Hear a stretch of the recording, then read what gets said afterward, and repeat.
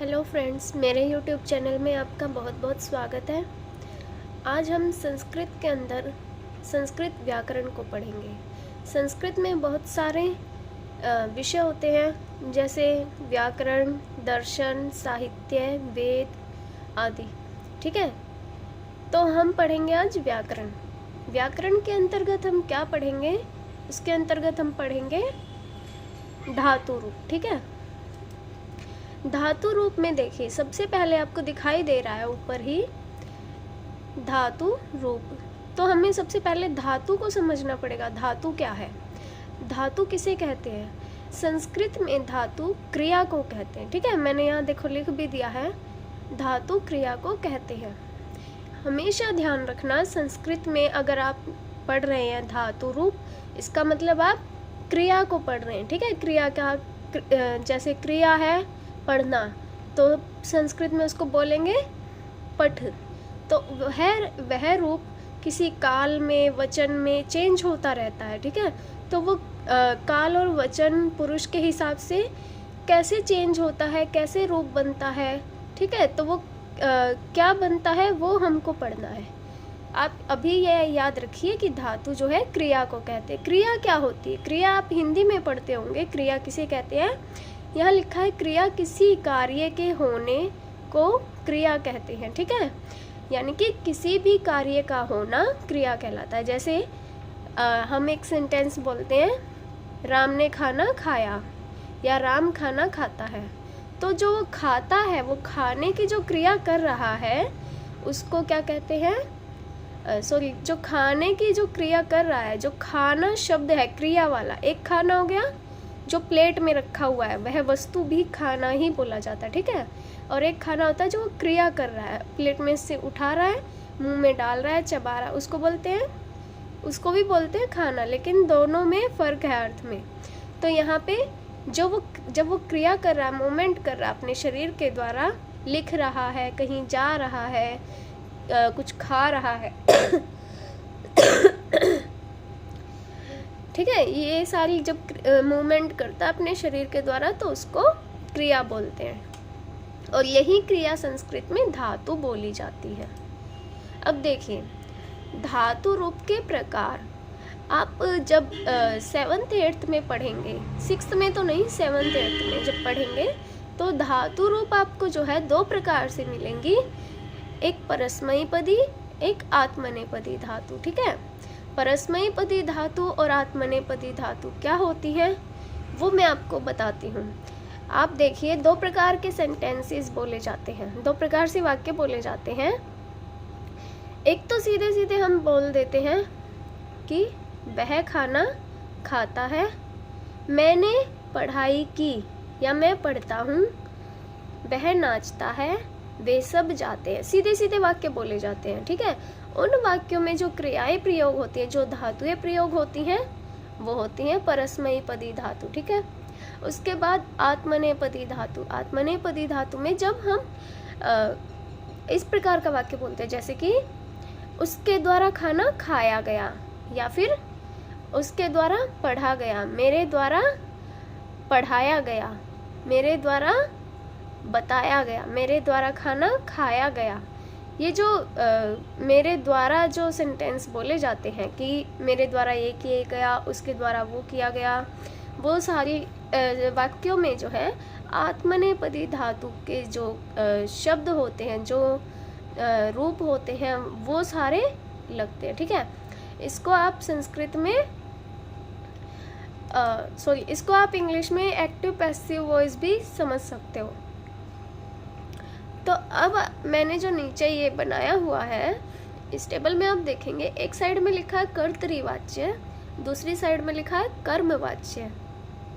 कर्तृवाच्य वो होता है जिसमें डायरेक्टली बोला जाता है, जैसे मैंने आपको शुरू में बताया कि वह खाना खाता है, वह जाता है, मैं पढ़ता हूँ। ये सीधे सीधे जो वाक्य होते हैं, ये कर्तृवाच्य होते हैं। इसमें कर्ता प्रधान होता है कि कर्ता जो है वही वाक्य कर रहा है, मतलब जो वाक्य है वो कर्ता के द्वारा ही किया गया है। और इसमें जो क्रिया लगती है ये होती है परस्मैपदी धातु। ठीक है, जो पठती, पठता, पठंती होती है। जैसे मैंने नीचे लिखा भी है, सॉरी मेरे पास हिंदी फ़ॉन्ट अभी नहीं है, इसलिए मैंने इंग्लिश वाले से ही हिंदी का टाइप किया है। तो आपसे इसके लिए मैं माफ़ी चाहूँगी, लेकिन फिर भी मैं अच्छे से अच्छे तरीके से आपको बताने की पूरी कोशिश कर रही हूँ, ठीक है। नीचे देखिए लिखा है लिखती और पठती। ये वाले जो दोनों शब्द हैं ये आप पढ़ेंगे ज़रूर 6th, 7th, 8th में, ठीक है, और आगे भी बड़ी क्लासों में। तो ये होते हैं परस्मैपदी धातु जो आप पढ़ते हैं। दूसरी साइड में आप देखेंगे कर्मवाच्य, इसमें कर्म प्रधान होता है। कर्म क्या होता है ये मैं आपको नेक्स्ट किसी वीडियो में बताऊंगी। फिलहाल हम ये इतना समझते हैं कि जो कर्मवाच्य होता है उसमें आत्मनेपदी धातु का प्रयोग किया जाता है। आत्मनेपदी धातु ये कैसे चलती है, उसका रुख कैसे चलता है, उसके लिए भी मैंने 2 शब्द लिखे हैं।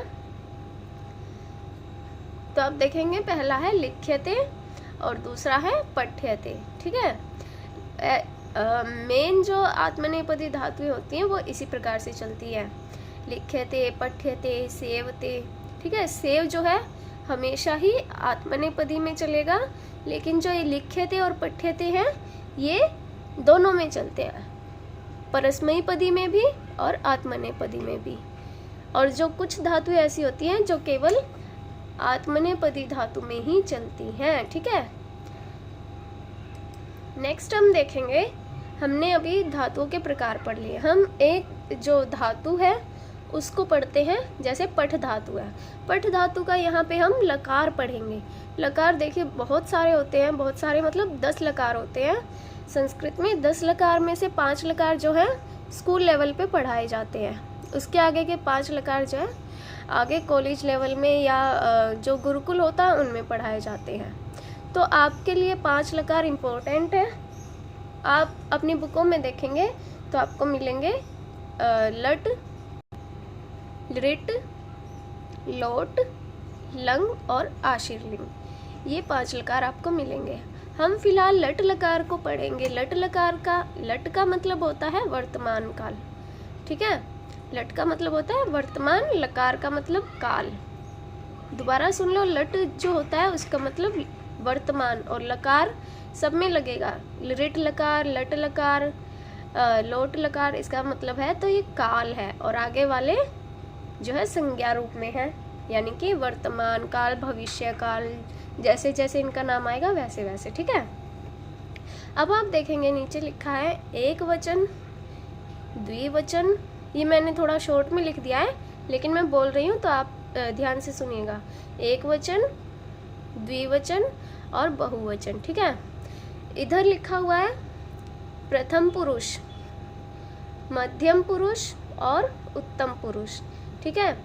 तो धातु रूपों में 3 पुरुष होते हैं और 3 वचन होते हैं, 3 पुरुष होते हैं। ये संस्कृत में भी 3 वचन 3 पुरुष ही रहते हैं, इससे ज़्यादा नहीं होते हैं।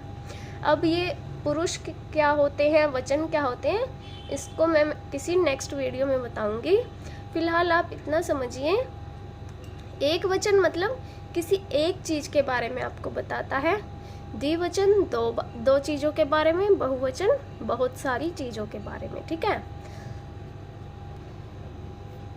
इधर प्रथम पुरुष जो है वो जो सामने वाला होता है, यहाँ से देखते हैं। मध्यम पुरुष जो है सामने वाले को बोलते, जो हमारे सामने हो, कि तुम ऐसा कर रहे हो, तुम दोनों ने ऐसा किया, तुम सब ने ऐसा किया। जहाँ पे हमारे सामने कोई व्यक्ति है, हम उससे जब तू करके तुम करके बात करते हैं तब मध्यम पुरुष लगता है। उत्तम पुरुष जो है हम अपने आप के लिए बोलते हैं, क्योंकि आपने देखा होगा हमेशा ही हम अपने आप को ही अच्छा दिखाते हैं, हम ही उत्तम हैं, हम ही अच्छे हैं, इसलिए उत्तम पुरुष जो है हमेशा अपने आप के लिए होता है। यानी कि मैंने पढ़ा, हम दोनों ने पढ़ा, तो जहाँ भी अपने लिए बात आएगी वहाँ उत्तम पुरुष होगा। जहाँ सामने वाले के लिए बात आएगी कि तुमने पढ़ा, तुम दोनों ने पढ़ा, वहाँ मध्यम पुरुष होगा। और जहाँ किसी अन्य के बारे में बात आएगी, जैसे उसने पढ़ा, वह पढ़ता है, वे दोनों पढ़ते हैं, इस टाइप की बात आएगी, इस टाइप के वाक्य आएंगे, तो वो प्रथम पुरुष होगा, ठीक है। अब हम देखते हैं कि ये जो पठ धातु है इसका रूप कैसे चलता है, पुरुष और लकार वचन में। देखिए पहले लिखा है पठती पठतः। मेरे पास फ़ॉन्ट नहीं है, इसकी मुझे बड़ी दिक्कत हो रही है, सॉरी इसके लिए। पठती पठतः पठन्ति, ये प्रथम पुरुष में है, वह पढ़ता है, वे दो पढ़ते हैं, चूंकि द्विवचन का है वे दो पढ़ते हैं, और बहुवचन बहुत सारे हैं, वे सब पढ़ते हैं। ठीक है, पठन्ति। मध्यम पुरुष में देखेंगे पठसी, तुम पढ़ते हो। मैंने बोला ना मध्यम पुरुष सामने वाले के लिए होता है। तुम पढ़ते हो, पठथः, यहाँ विसर्ग है, पठथः, तो तुम दोनों पढ़ते हो, और यहाँ पे विसर्ग नहीं है, पठथ, यहाँ पे विसर्ग है, यहाँ पे नहीं, बस इतना ही फर्क है। ठीक है, बहुवचन में क्या है, पठथ, तुम सब पढ़ते हो। ठीक है, पठामी, मैं पढ़ता हूँ, पठावह, हम दो पढ़ते हैं, और पठामह, हम सब पढ़ते हैं। ठीक है, रिपीट कर रही हूँ, पठती पठतः पठन्ति, पठसी पठथः पठथ, पठामि पठावह पठामः। ठीक है, इसको आप एक तरीके से और भी याद कर सकते हैं। ये याद करने में बच्चों को, हाँ, तो ये याद करने में बच्चों को बड़ी दिक्कत होती है, तो इसका एक तरीका, इसको गा के भी याद किया जाता है। इसको ऐसे गाते हैं,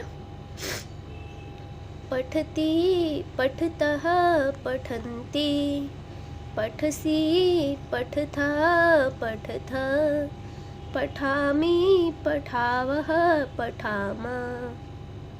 ठीक है, इसको एक साथ भी बोल सकते हैं, पठती पठतः पठन्ति, पठसी पठथः पठथ, पठामि पठावः पठामः। ठीक है, इस तरह से इसको गा के भी याद कर सकते हैं। मेरा गला अभी ठीक नहीं है, तो मैं बिल्कुल अच्छी सिंगर नहीं हूँ इसलिए, लेकिन मैं आपको बस तरीका बता रही हूँ। इससे आगे अगर आपको इसी को लेकर के पढ़ना है, धातुओं के बारे में, प्लीज़ मुझे कमेंट में ज़रूर बताइए, मैं नेक्स्ट वीडियो ज़रूर बनाऊँगी। और अगर आपको मेरा वीडियो अच्छा लगा हो तो प्लीज़ लाइक और शेयर ज़रूर करें। Thank you.